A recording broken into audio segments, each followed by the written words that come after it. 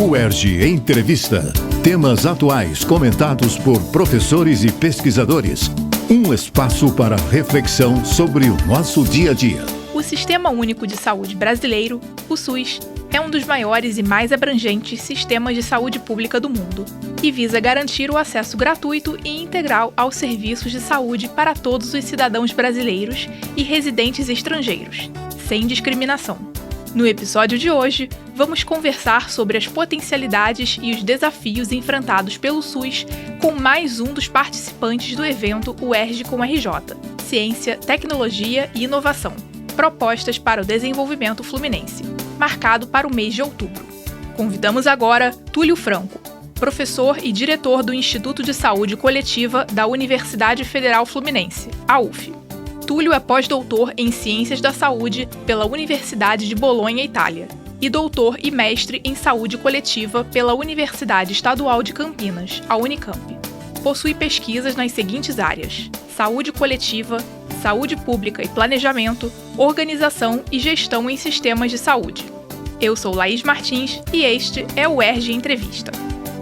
Obrigada por aceitar o nosso convite, professor. Para começar, o senhor poderia nos explicar melhor o que quer dizer saúde coletiva e como essa área está relacionada com o SUS?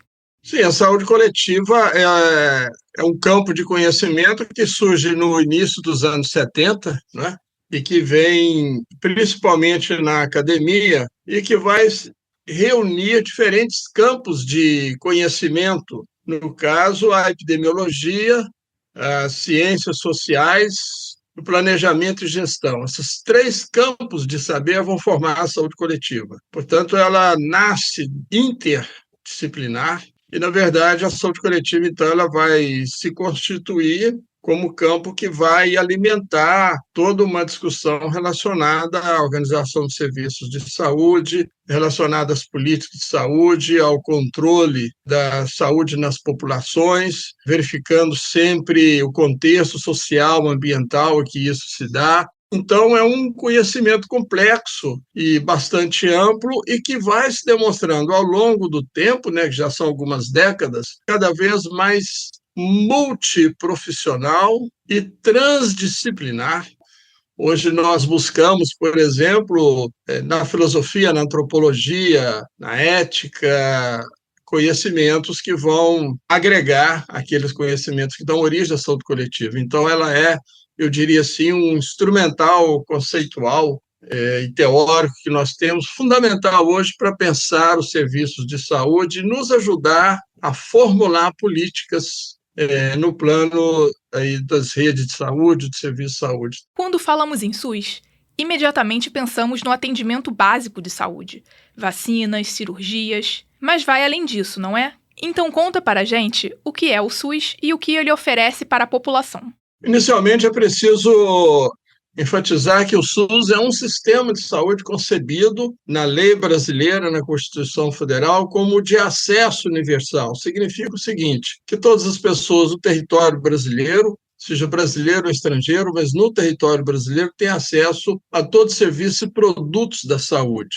Como ele é de acesso universal, é uma política extremamente generosa, vamos dizer assim, e solidária com a população brasileira. E é nesse sentido que o SUS ele produz bilhões de procedimentos por ano para atendimento à população, tanto as ações básicas que nós falamos, a prevenção, a promoção da saúde, todo o programa de imunização, que é um dos melhores programas do mundo, com várias doenças erradicadas no território brasileiro. Nós temos, por exemplo, alguns programas que são premiados pela Organização Mundial de Saúde, como o programa de transplante, que é modelo o que nós temos no Brasil, além de uma rede de saúde extremamente capilarizada. São milhares de unidades básicas de saúde, que são as unidades que se instala nos territórios, nas comunidades. Nós temos mais de 300 mil agentes de saúde, que é um verdadeiro exército de pessoas vinculadas às suas comunidades, vinculadas a uma unidade de saúde, uma equipe de saúde, e que tem a informação do cotidiano das pessoas naquela comunidade. E são pessoas que diariamente fazem visitas domiciliares para cuidar de pessoas que estão em casa, idosos, crianças, é uma rede que conta com um contingente enorme, né, de trabalhadores, muito capilarizada. Esse é o Sistema Único de Saúde. Voltando um pouco na história, professor, a 8ª Conferência Nacional de Saúde, realizada em 1986, foi um marco na história da saúde pública no Brasil, não é? As diretrizes levantadas ali entraram na Constituição Federal de 1988, que estabeleceu a base legal para a criação do SUS. Qual é a importância dos conselhos e conferências de saúde para a construção do SUS? Os conselhos e conferências configuram o que nós chamamos de sistema de controle social, ou seja, é o controle da sociedade sobre a política pública de saúde, e eles têm sido absolutamente fundamentais esses anos todos.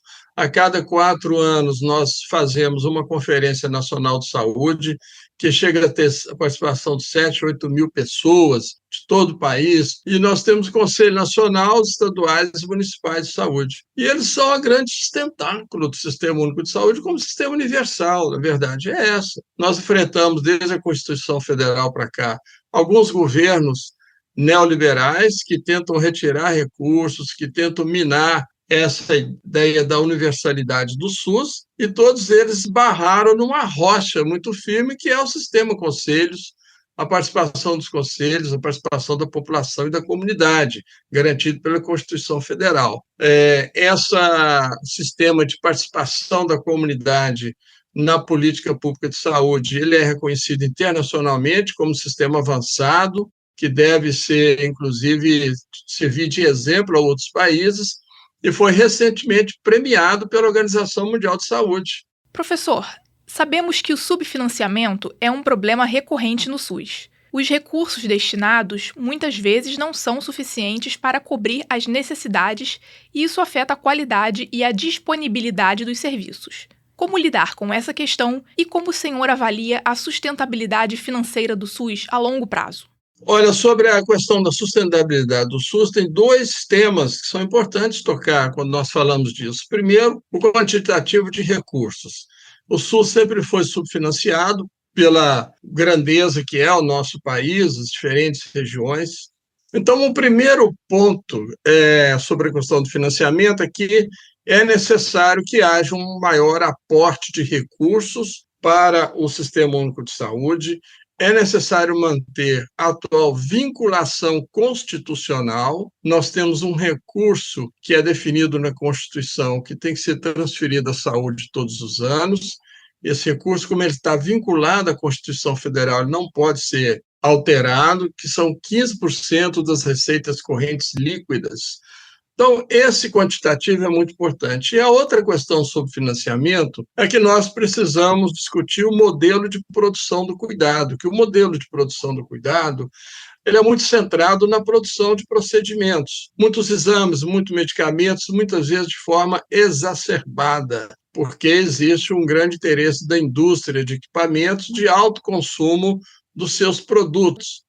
As pessoas começam, tanto trabalhadores da saúde quanto usuários, a associar o cuidado ao consumo de procedimentos, o que não é uma associação que se deve fazer, não é realmente assim. Mas então nós temos que mudar essa configuração de produzir o cuidado, investindo mais em serviços de referência territorial, como atenção básica, cuidados intermediários, as equipes que circulam nos territórios, cuidam das pessoas.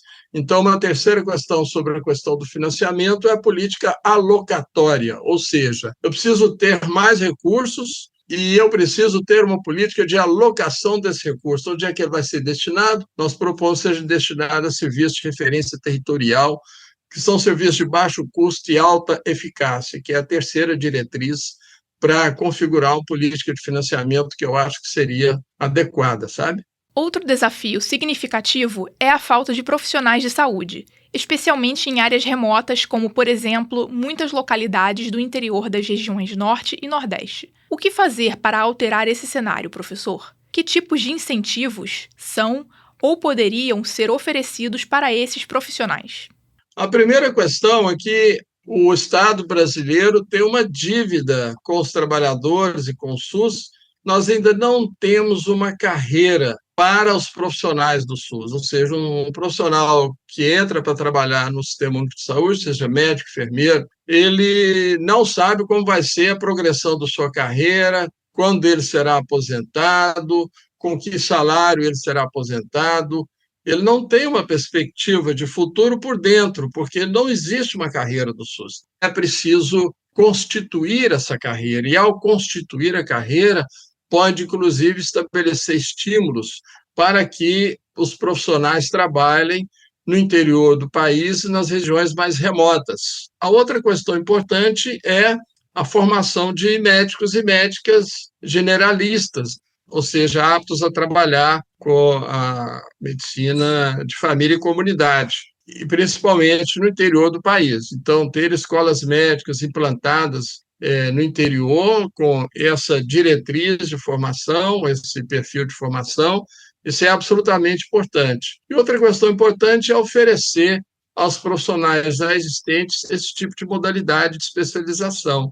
Quais outros desafios o senhor destacaria como fundamentais para que o SUS consiga garantir acesso universal, igualitário e de qualidade aos serviços de saúde para toda a população num território tão extenso quanto o Brasil, marcado por profundas desigualdades socioeconômicas? Eu destacaria que é necessário ter ousadia e inovar na organização dos nossos serviços de saúde, principalmente se tratando do país com a dimensão do Brasil. Então, por exemplo, eu tenho insistido muito numa inovação, que eu acho que é uma inovação porque é uma lacuna que existe no Sistema Único de Saúde, mas não é uma inovação na Europa ou outros países, que é implantar uma rede de cuidados intermediários. O cuidado intermediário é aquele cuidado que fica entre a atenção básica e hospitalar.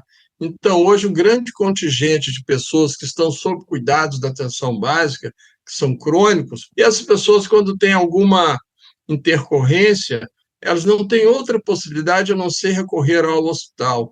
E isso, muitas vezes, não é o adequado. Se nós tivéssemos uns cuidados intermediários, essa pessoa poderia vir para o cuidado intermediário não precisando ocupar um leito hospitalar ou se expor ao ambiente hospitalar, que nós sabemos envolve certos riscos, né? Então, eu acho que isso é uma ousadia. E nós temos possibilidade de fazer essa ousadia, que nós temos no país mais de 5.000 hospitais de pequeno porte, que são hospitais de até 50 leitos, e esses hospitais de pequeno porte, eles estão subutilizados. São hospitais ociosos que é necessário manter, que eles estão principalmente em pequenas cidades, muitas vezes é o único hospital da cidade, e é um custo enorme para o país por uma subutilização. Nós podemos utilizar essa rede de mais de 5.000 hospitais de pequeno porte para constituir neles uma rede de cuidados intermediários que pode servir muito bem a população desses locais, acaba com uma prática existente hoje, que é a chamada, entre aspas, ambulância-terapia, né? Usuários das cidades pequenas são sempre encaminhados das médias para as cidades grandes. Então, nós temos que criar resolutividade nos pequenos lugares para acabar com essas transferências que acumulam sofrimento às famílias, acumulam sofrimento ao próprio usuário. Então, é possível que esses hospitais sejam muito resolutivos, um serviço novo que pode ser organizado, fundado numa rede já existente. Professor, sabemos que o SUS é responsável por um dos maiores e mais bem-sucedidos programas de imunização do mundo. Durante a pandemia, vimos crescer um movimento anti-vacina. Como o SUS tem lidado com essa situação? Realmente nós tivemos na pandemia um movimento anti-vacina que causou um grande dano às pessoas, porque muitas pessoas morreram na pandemia, muitas delas não estavam vacinadas. E também isso repercutiu de alguma forma na imunização infantil, que é absolutamente fundamental. Com a retomada de um governo que leva essas coisas muito a sério, né, nós temos um grande contingente de pessoas agora trabalhando nos programas de imunização, e isso vem sendo retomado com muita discussão, formação de pessoas para atuar, com demonstração prática de resultados, de que a vacina ela dá resultados, protege as pessoas. Então, nós temos que trabalhar fundamentalmente em ter a confiança dos pais, ter a confiança das crianças, das pessoas, trabalhar com a educação da população em relação à vacina, e é dessa forma que a gente tem enfrentado, e nós estamos retomando altos índices de vacinação novamente. Na sua opinião, quais são as maiores potencialidades do SUS que ainda não foram plenamente exploradas? O senhor poderia apontar inovações tecnológicas ou modelos de gestão capazes de melhorar a capacidade do SUS? Eu já citei a implantação de uma rede de cuidados intermediários. O outro é o maior investimento estatal no complexo econômico da saúde. Nós temos fabricação de imunizantes, vacinas, medicamentos de alta complexidade, equipamentos. Tivemos recentemente a inauguração da totalidade da fábrica da Hemobras, em Pernambuco, que é a fábrica que vai garantir que o Brasil seja autossuficiente em hemoderivados, que são medicamentos de alta complexidade e alto custo, e até então nós importávamos, alguns medicamentos. Então, isso aí mostra que os resultados de investimento complexo econômico da saúde são resultados muito objetivos, muito claros, muito assegurados. E outra questão muitíssimo importante, que está na ordem do dia, que é o investimento em tecnologias de inteligência artificial aplicada ao Sistema Único de Saúde. Esse é outro aspecto absolutamente importante, e essas tecnologias podem ser muito bem utilizadas para favorecer a população e favorecer a gestão do cuidado no SUS. Nós temos algumas áreas de excelência pelo país afora, eu poderia citar muitas.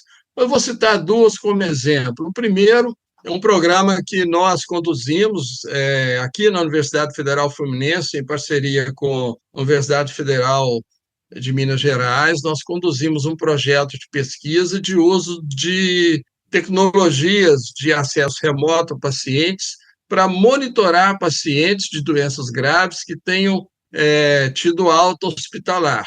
Esse é um projeto de pesquisa para monitorar esses pacientes, mesmo com acesso remoto a eles, daria resultado, e o resultado foi extraordinário. As pessoas que foram monitoradas por 6 meses se sentiram mais seguras, mais animadas a cuidar de si mesmas, mais protegidas.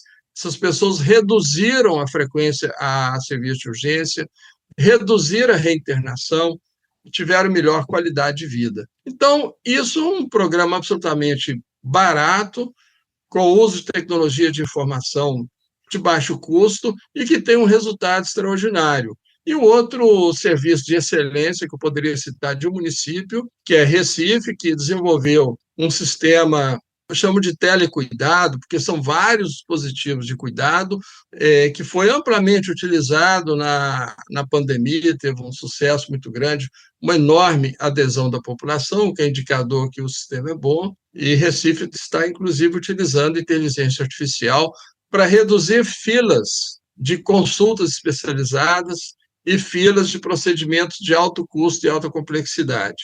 Então, eu diria que essas 3 áreas seriam áreas importantíssimas de novos investimentos, que é preciso ousadia e criatividade, mas todos de baixo custo e com alta eficácia e alta resposta. Os cuidados intermediários, investimento estatal no complexo econômico da saúde e investimento para maior abrangência do uso de tecnologia de informação e inteligência artificial na saúde. São os 3 elementos que, me parece, podem fazer muita diferença e dar uma marca nova ao Ministério da Saúde e ao SUS. Muito obrigada, professor Túlio. Eu agradeço a entrevista, agradeço a possibilidade de expor aqui as principais questões que nos desafiam no Sistema Único de Saúde e também a possibilidade de difundir algumas propostas de segmento aí na construção desse que é o maior sistema de saúde pública do planeta, que é o SUS. Muito obrigado. No UERJ Entrevista de hoje, conversamos sobre as potencialidades e os desafios do SUS. Túlio Franco participará do evento UERJ com RJ, Ciência, Tecnologia e Inovação. Propostas para o desenvolvimento fluminense, integrando a mesa sobre saúde no dia 25 de outubro, o último dia do evento, que será realizado no Auditório 11, localizado no Bloco F do primeiro andar do campus UERJ Maracanã. Acompanhe a Rádio UERJ em www.cte.erj.br/Rádio UERJ e siga-nos no Facebook, no YouTube e nas principais plataformas de podcast. UERJ Entrevista. Produção Rádio UERJ. Realização Centro de Tecnologia Educacional. CTE.